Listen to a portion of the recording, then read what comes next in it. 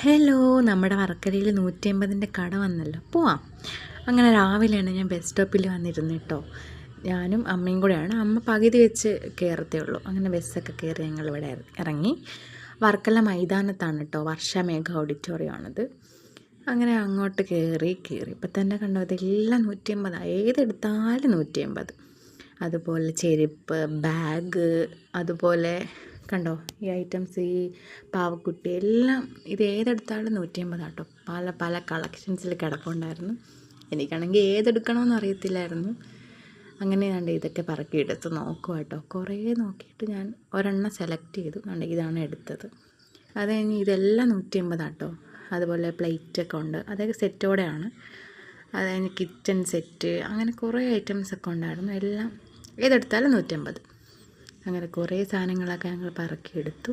അത് കഴിഞ്ഞാണ്ട് ഗ്ലാസ്, അത് നമ്മൾ എടുത്തില്ല, ജസ്റ്റ് കാണിച്ചതേ ഉള്ളൂ കേട്ടോ.